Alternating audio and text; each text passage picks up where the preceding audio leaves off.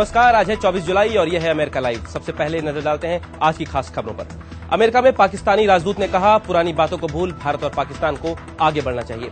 पाकिस्तान के आईएसआई प्रमुख के प्रस्ताव की खबर, भारत पाकिस्तान बातचीत में उन्हें भी शामिल किया जाए, बात करेंगे विशेषज्ञ से।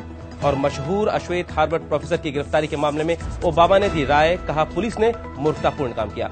वॉशिंगटन डीसी से मैं हूं वॉइस ऑफ अमेरिका का अमित श्रीवास्तव। अब खबरें विस्तार से।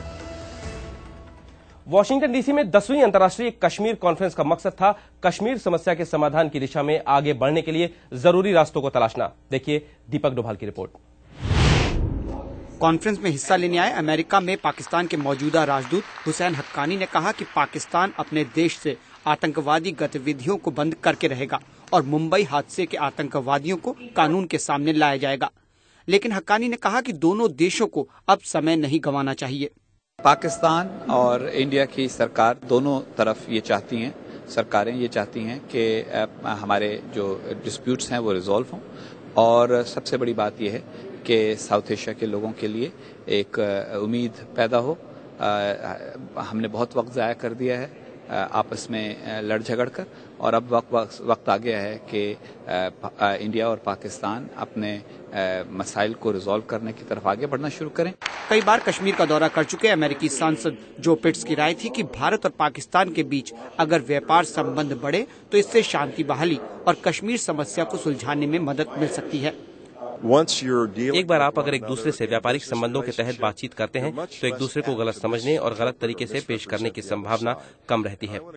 हुसैन हक्कानी और जो पिट्स को उम्मीद है कि कश्मीर मामले पर पहल हो सकती है, लेकिन भारत और पाकिस्तान में राजनीतिक सलाहकार रह चुके हावर्ड शेफर का कहना है कि उन्हें नहीं लगता कि निकट भविष्य में मामला सुलझ सकता है। पाकिस्तान सरकार का दूसरे मामले में ध्यान और भारत पाकिस्तान के संबंधों में लगातार तनाव मुझे निराशावादी बनाता है कि निकट भविष्य में कोई परिणाम निकलेगा। इस कॉन्फ्रेंस में ज्यादातर वक्ताओं की राय थी कि कश्मीर मामले को सुलझाए बिना दक्षिण एशिया में स्थायी शांति मुमकिन नहीं है। इस खबर को विस्तार से आप हमारी वेबसाइट www.voasamachaar.com पर भी देख सकते हैं। और अब बात आईएसआई की। कुछ खबरों के मुताबिक पाकिस्तान के आईएसआई प्रमुख लेफ्टिनेंट जनरल शुजा पाशा ने इस्लामाबाद में भारतीय रक्षा सलाहकारों से कहा कि भारत और पाकिस्तान के बीच द्विपक्षीय बातचीत में उनकी भी भागीदारी होनी चाहिए। इसी बारे में बातचीत के लिए आज हमारे स्टूडियो में मौजूद हैं voice of America Urdu TV के मैनेजिंग एडिटर कोकब फरशोरी। कोकब, स्वागत है आपका स्टूडियो में। Thank you. कोकब, क्या चल रहा है आजकल जनरल पाशा के दिमाग में आजकल? ये जो चीज़ है कि उन्होंने ये कहा होगा कि उन्हें भी बराह रास्त शामिल होना चाहिए। इसको जो सिक्योरिटी एनालिस्ट्स हैं वो इतना ज़्यादा क्रेडिबिलिटी इसलिए नहीं दे रहे इस खबर को क्योंकि आईएसआई का जो इनपुट है कि पाकिस्तान इंडिया टॉक्स में, जाहिर है कि वो किसी भी इंटेलिजेंस एजेंसी का होता है, तो बराह रास्त आईएसआई का शामिल होना टेबल पर उसे पाकिस्तान में भी अच्छी नज़र से नहीं देखा जाएगा क्योंकि पाकिस्तान में भी अब ये चीज़ है 8 साल के मुशर्रफ के दौर के बाद कि मिलिट्री को या जो इंटेलिजेंस एजेंसीज हैं उनको अपना ही काम करना चाहिए और जो सिविलियन लीडरशिप है जिसे कि वोट मिले हैं, जिसे कि मैंडेट मिला है, उसे आगे आना चाहिए और उससे मामला तय करने चाहिए। तो आप कहते हैं कि उसको सरकार की क्लियरेंस, जरदारी की क्लियरेंस नहीं होगी उनको इस बातचीत के लिए? न सिर्फ ये कि जरदारी की नहीं होगी बल्कि जो इस वक्त आर्मी चीफ हैं जनरल कियानी, वो इस मामले में बहुत ज्यादा पर्टिकुलर हैं। उन्होंने फौज को बहुत दूर रखा हुआ है सियासी मामला से। पर खबरों में ऐसा आ रहा है कि कॉन्फिडेंस में लेकर कियानी को कहा है उन्होंने ये बात। कॉन्फिडेंस में देखिए, फौज को और आईएसआई को कॉन्फिडेंस में लेना पॉलिटिकल लीडरशिप के लिए बहुत जरूरी है क्योंकि पाकिस्तान में पॉलिटिकल इंस्टीट्यूशंस उस तरह से स्ट्रांग नहीं है और फौज कभी बराह रास्त और कभी बैकग्राउंड में रहकर मामलात को चलाती रही है।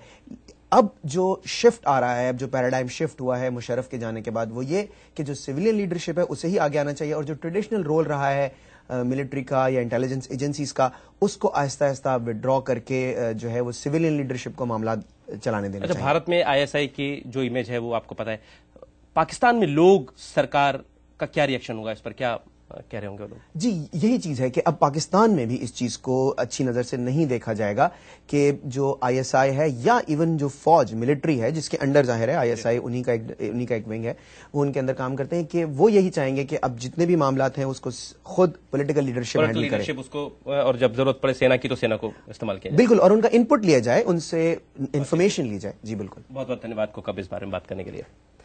जाने माने हार्वर्ड विश्वविद्यालय के प्रोफेसर हेनरी गेट्स की गिरफ्तारी के बाद नस्लभेद का विवाद अमेरिका में एक बार फिर छिड़ गया है। इस सिलसिले में एक पत्रकार सम्मेलन में राष्ट्रपति ओबामा ने पुलिस की कार्रवाई को मूर्खतापूर्ण बताया। राष्ट्रपति ओबामा ने यह भी कहा कि नस्लवाद आज भी अमेरिका को परेशान कर रहा है। प्रोफेसर हेनरी गेट्स को पुलिस ने उनके ही घर में गिरफ्तार किया। गेट्स घर के अंदर घुस रहे थे जब पुलिस वहां पहुंची। पुलिस ने कहा कि गेट्स के घर के सामने संदिग्ध कार्रवाई की खबर के साथ किसी ने उनको फोन किया था। पुलिस के मुताबिक उन्होंने जब गेट्स से आइडेंटिफिकेशन कार्ड मांगा तो उन्होंने आक्रामक रवैया अपनाया। गेट्स और उनके समर्थकों के मुताबिक चूंकि वे अश्वेत हैं, यह घटना नस्ल भेद का उदाहरण है। Cambridge police sergeant James Crawley ने हेनरी गेट्स को गिरफ्तार किया। उनका कहना है कि वे नस्ल भेदी नहीं है और माफी नहीं मांगेंगे। Shanali Sen, voice of America. America live आप हमारी वेबसाइट www.voasamachaar.com पर देख सकते हैं। अमेरिका लाइव के बारे में अपनी राय हमें americalive@voanews.com पर भेजना ना भूलें। अमेरिका की बड़ी खबरों के साथ सोमवार को फिर मिलेंगे। नमस्कार।